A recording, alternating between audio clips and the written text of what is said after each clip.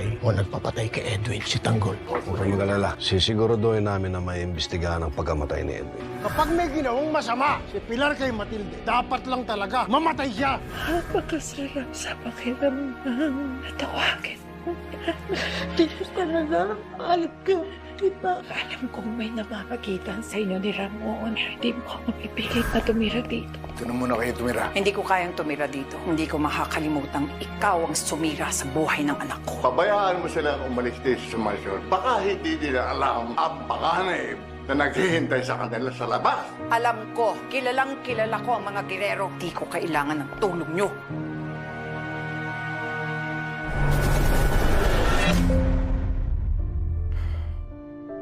Ramon. Pasensya na kung medyo nakapagsalita si Tingdeng na hindi maganda. Kung ayaw niyang tumira rito, so be it. Wala tayong magagawa. Naintindihan ko naman siya bilang isang magulang. Kahit naman ako, hindi ko kayang pakisamahan ng isang taong may malaking kasalanan sa anak ko. Hindi ko siya mapapatawad. Pero maasa pa rin ako na sana balang araw magkaayos kayo ng nanay ko. Kung ka na kailangan makipag-ayos sa kanya, gagawin ko. Hihingi ako ng tawad. Tama na yan. Huwag na natin pag-usapan yan, tending na yan. Ang isipin natin ay ang eleksyon. Bukas na yon. Kapag tayo ay dalusutan ng mga gerero, wala akong sisisihin kundi ang inyong kapabayaan. Tartemet!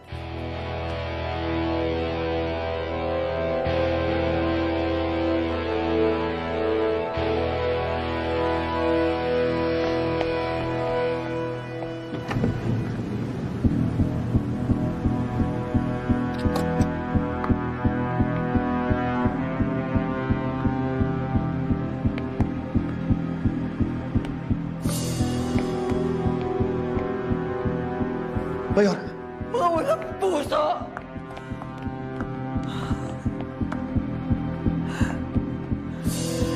Ganito na nga sitwasyon ng mama. Gagamitin pa nila. Huwag kayong mag-alala, Mayora. Lahat ng ginagawa nila, babalik din sa kanila. Ano na bang nangyayari sa buhay ko?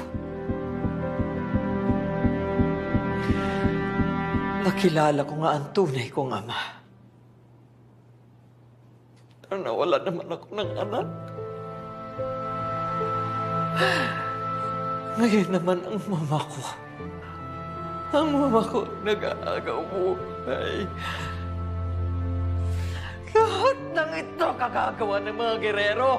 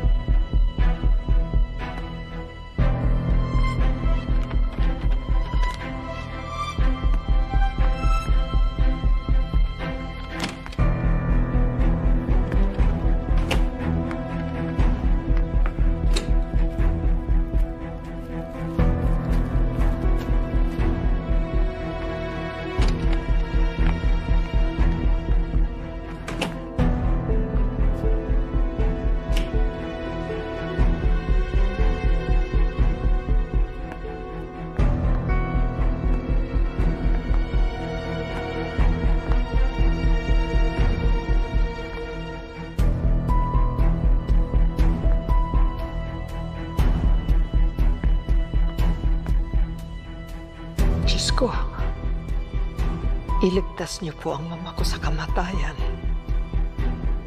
Huwag niyo po siyang pababayaan.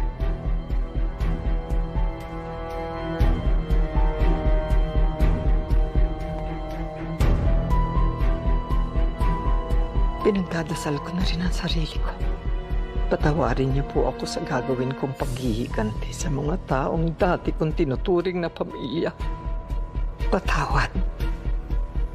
Dahil hindi ko nahihintayin ang kabilang buhay pa para maningil sa mga kasalanan ng mga gerero sa akin.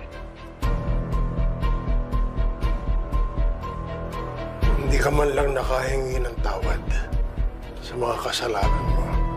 Pero kahit sa impyerno, hindi rin nagpapatawad.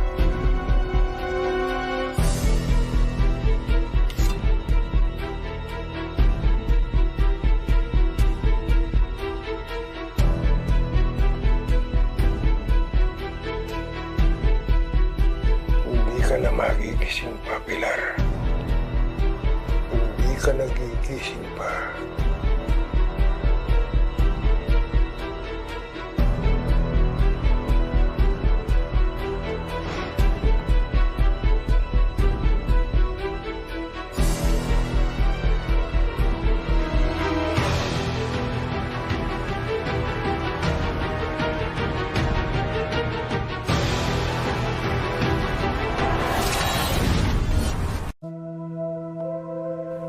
Mayora, may problema ba?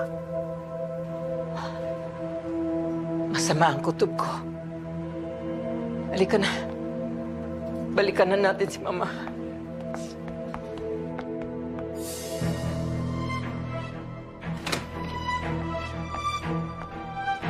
Gustavo? Gustavo!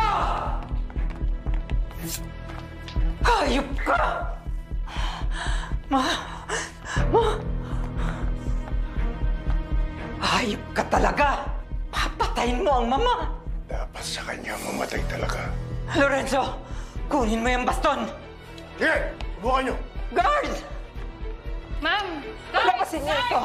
Palabasin niyo ito! Sinubukan niya saktan ng mama! Hindi ko magagawa yun. Sinungaling! Subukan saktan ulit ang mama. Ako ang makakatapat mo! Magkikita tayong muli, Olivia. Pangako yan. Tara na, sir.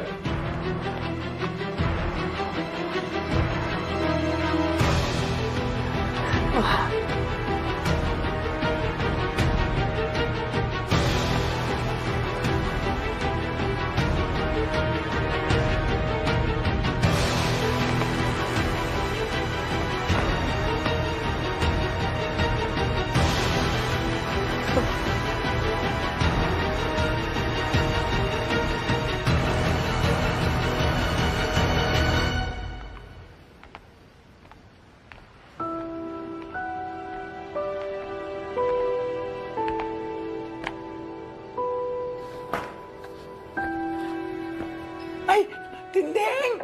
Tinding, Alfredo! Ano ba talaga nangyari? Diyos ko, Roda. nakita ko na lang ang bangkay ni Carmen dyan, tapos kayong dalawa naman nawawala.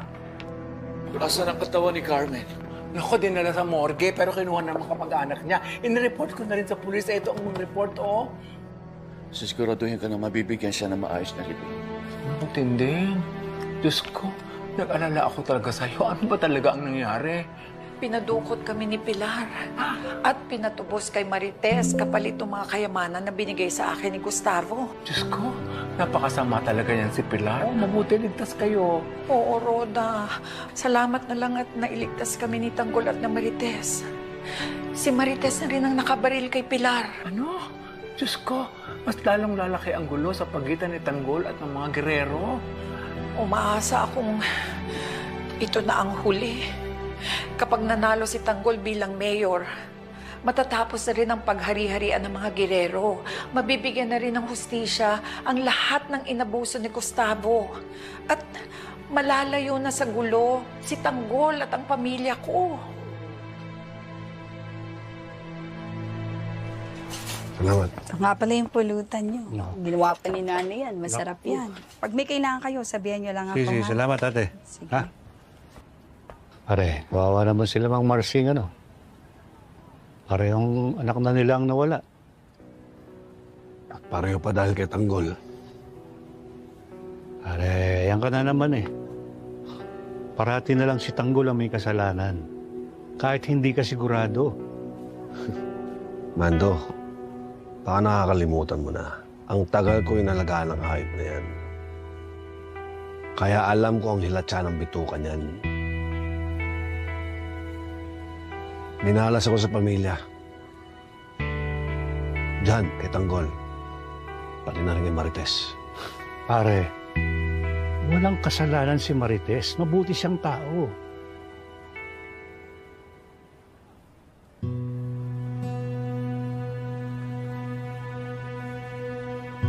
Aaminin ko sa'yo.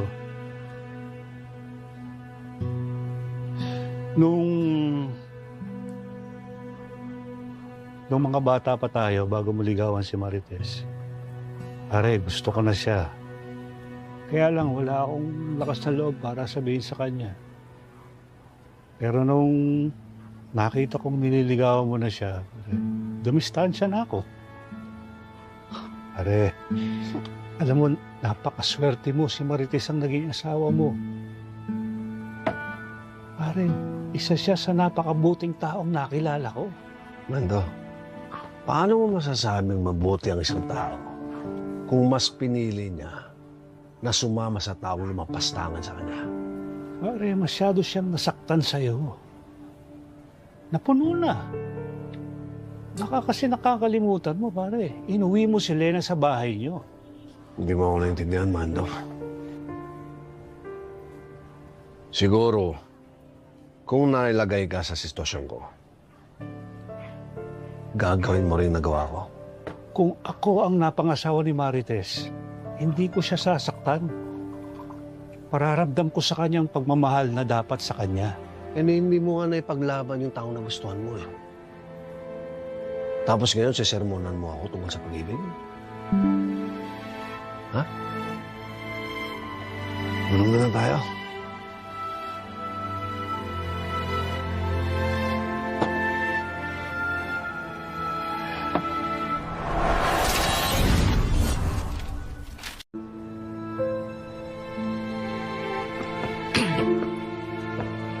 Tino, Lima na po. kumain na ba kayo? Opo, tay. Kayo po ba? Oo. Alam mo ba nang patay si Edwin? Ang bulod dyan sa bahay nila. Oo nga raw po, tay. Iniimbestigahan namin yung kaso. Hinahanap namin kung sino may gawa. Pumunta ka doon kina Marsing para makiramay. Matagal na nating kapitbayan mga yan. Tay, hindi na po, tay. Anong hindi na?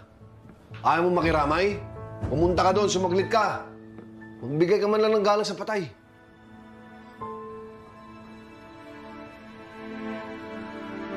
Erika, aalis na muna ako.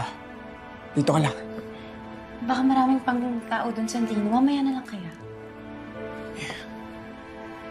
Sandali lang naman ako eh. Babalik din agad ako. Sige, mag-ingat ka.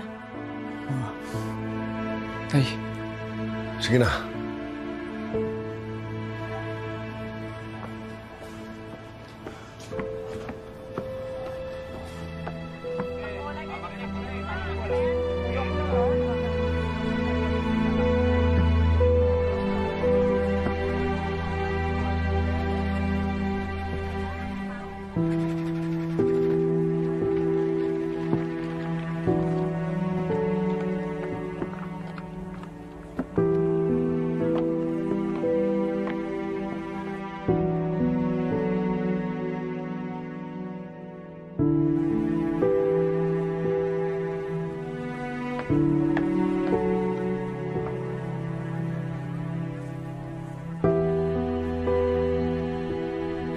Si Edwin na nga lang natitira sa aming kasawa.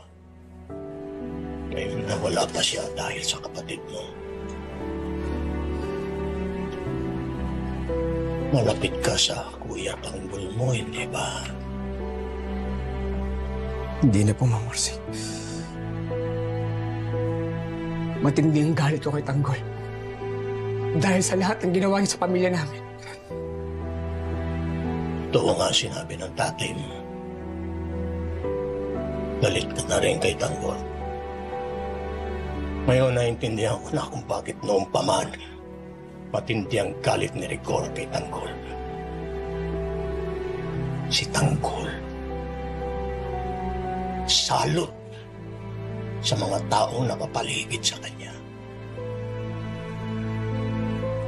Pero sisiguruhin ko na magbayad siya. Sisiguruhin ko na magdusa muna siya bago siya mamatay.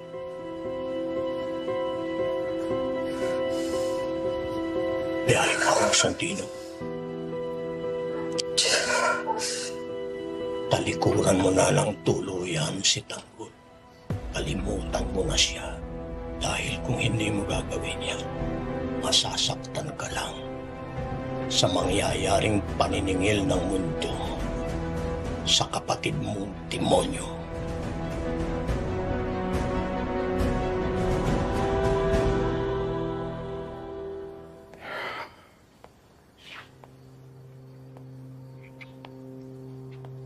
Basta na, likod mo. Basta na. Ayos naman ho, Papa. Papa. Maraming salamat po sa pagligtas niyo sa akin ni Nanay. Ikaw naman.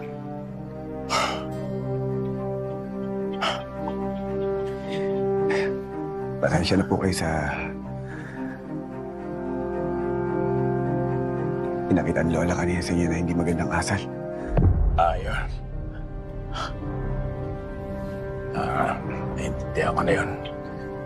Hindi na magbabago ang pagtingin sa akin mo. Lola mo.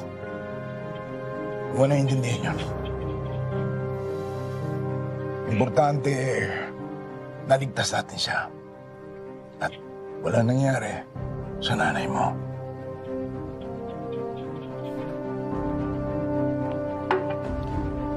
Patapos na eleksyon. Sa lahat ng mga sumuporta sa iyo, sa lahat ng perang binuhos namin para sa iyo, sa lahat ng paghihirap mo, Tanggol. Panalo ka na. At kapag nakaupo ka na, mas mapoprotekta natin ang mga interest natin, ang lahat ng mga negosyo natin. Pasensya na ho, Papa. Pero yan po yung kanina ko pang pinag-iisipan. Hindi ko masusunod ang mga gusto niyo. Meron akong ibang plano. Ano yung sinasabi mo? Ha? Kaya ka namin nilukluk yan to protect the business empire of the Montenegros. Di ba? Napag-usapan na natin yan. Pero Papa, kaya ako tumakbong mayor. Ay para ayusin ang Maynila. Para tulungan ang mga tao. At para ayusin ang lahat ng mga kasamaan na ginawa ng mga gerero. Nahihibang ka ba? Ano yung pinagsasabi mo? Pinatakbo ka namin para sa pamilyang ito. Hindi para sa mga ambisyon mo. Huwag mo sirayan! Hindi niyo ako mapapasunod! Alam ko kung bakit ako tumakbo bilang mayor. At hindi ako susunod sa inyo! Tanggol! Tanggol! Hindi ba tayo tapos?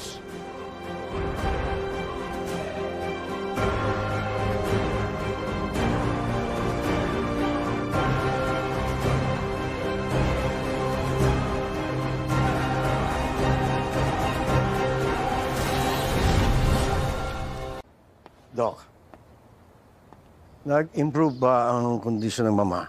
Hindi pa rin po siya nagigising. Pero the fact na stable na ang kondisyon na, it's a good sign. Update mo lang ako palagi, please. Okay, Mayor. Thank you. Salamat.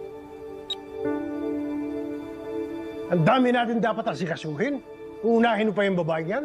Papa, kahit hindi kayo magkasundo ni Mama, mother ko pa rin siya.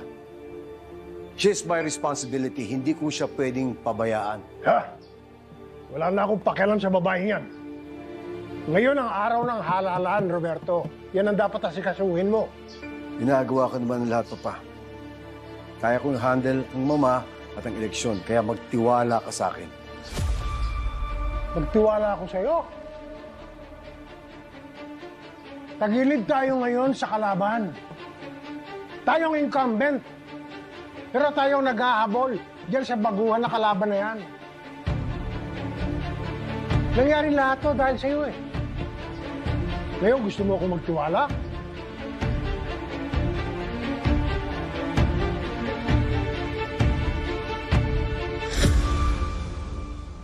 Nay? Oh, Tanggol. Nay? Nasabi na ba sa'yo ng lolo mo tsaka ng papa mo na tumawag si Roda? Meron daw padasal sa San Dimas. Tapos pupunta pa si Father Ruben. Hindi pa, Nay. Nagkasagutan po kasi kami kagabi ni Papa. Ano? Bakit?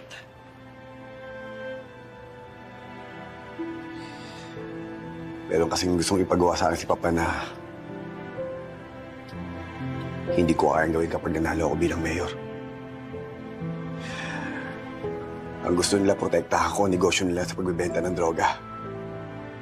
Pero hindi ako pumayag na itumakbo ko bilang mayor para tulungan ng mga tao, hindi para protektahan ang interes nila.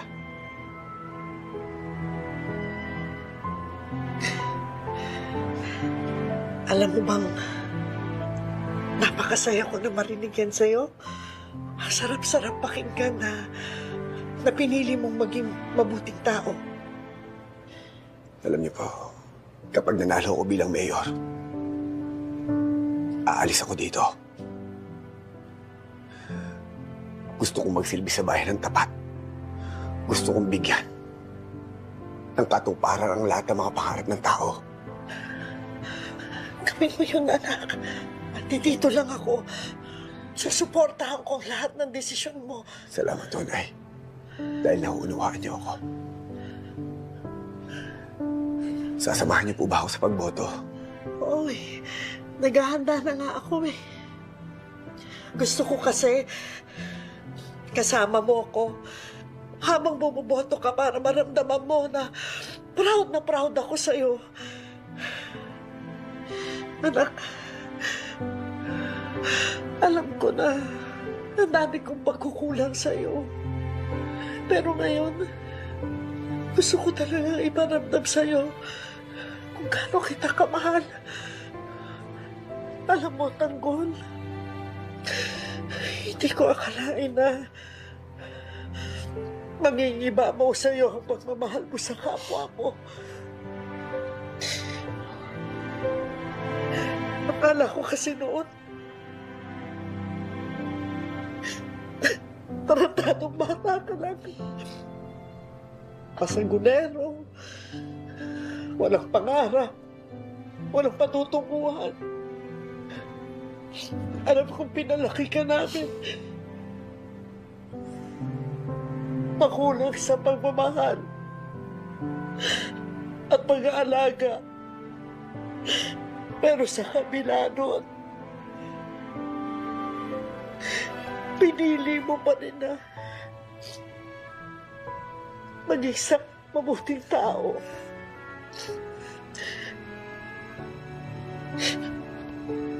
Anak, alam mo ba na napakasarap para sa isang ina na magkaroon ng anak na katulad mo?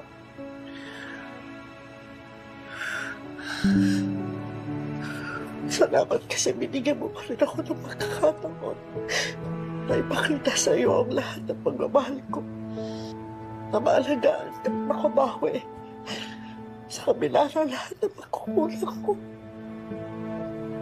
Nay, patawarin niyo rin po ako sa lahat ng mga kasalanan na gawa ko. Nagpapasalamat ako dahil nabigyan pa kayo ng pagkakataon para iparamdam natin ang pagmamahal sa isa't isa. Gusto ko, Nay. Gusto ko na ipagmalaki niyo ako. Kaya gagawin ko ang lahat para ayusin ang bayan to. Pinapakako ko yan sa inyo. Naniniwala ako sa iyo, anak. Dahil alam ko ang pananalig mo sa Poong Nazareno. Alam kong gagabayan ka niya. Hindi ka niya ilalagay sa kapahamakan. Anak, mahal na mahal ka ng Diyos.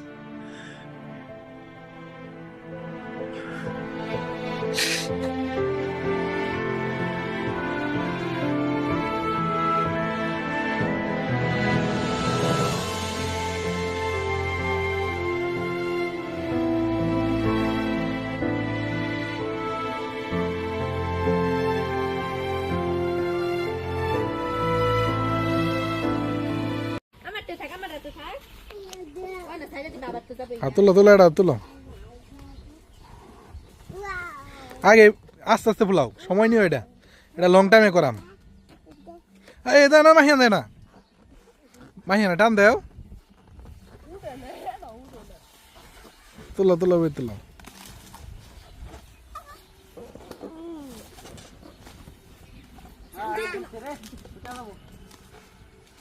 দাও দাও ফুটে দাও হ্যাঁ দেখো খুঁজো ই করো কই কই গাছের নিচে টিচে দেখো দেখো দেখো দেখো দাও একটু সময় নেও কোনো কে এলো দেখো গাছের দিকে খুঁজো ওই গাছে চাও